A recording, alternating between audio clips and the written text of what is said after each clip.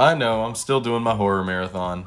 I kind of want to keep that going for a few months, so don't worry, I'm definitely still working on that. I'm just a busy boy, bear with me.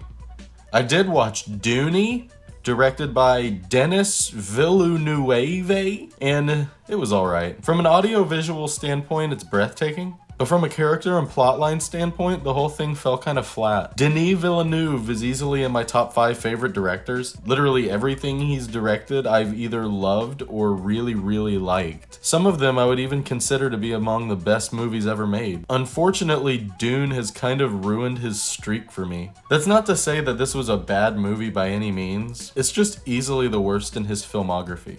I'm looking forward to and will definitely see part 2 in a couple years, but that mainly has to do with my biggest issue that I have with this movie, and that's that the whole thing feels like build-up, and we're not gonna get the payoff for 2 years. And no, I'm not complaining that this movie ended on a cliffhanger. I'm complaining that it's literally an incomplete story. Let's talk about the Fellowship of the Ring for a sec. It's technically an incomplete story without the Two Towers and Return of the King, because the trilogy is pretty much one long movie, but it functions very well as a standalone movie. It has a beginning, a middle, and an end, even though it's technically just the beginning of a bigger story. Kill Bill Volume 1 is another great example of this.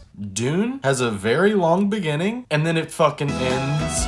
If you think of Kill Bill Volume 1 as like half of a meal, then Dune feels like an appetizer before the big meal. One that you're like sharing with a bunch of people. Like seriously, it left me feeling really unsatisfied. I kinda wish I would have waited a couple more years to watch it because I feel like I need part 2 to even judge part 1 as a film. That's not saying what we got in part 1 is bad. It's all presented really well. It's just nothing but exposition. The CGI is pretty fantastic for the most part. I thought the giant worm effects were handled really well. The dragonfly ship things were pretty cool looking as well.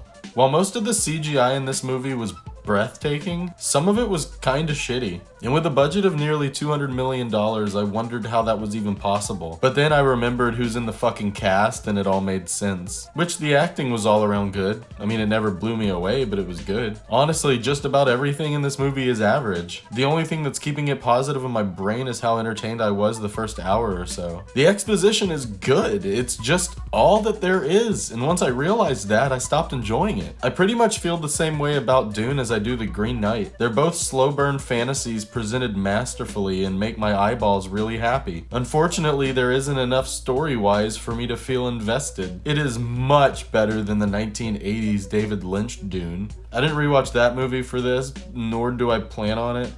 But from memory, that movie is fucking bananas. I will be rewatching this movie in a couple of years, when Dune Part 2 comes out, so who knows, maybe I'll like it even more then. It's got a decent score, nothing about the music really stood out. It's a visual experience for sure, and I'm excited to see the next one. So I guess it did its job, kinda. I'm gonna give Dune a 6 out of 10.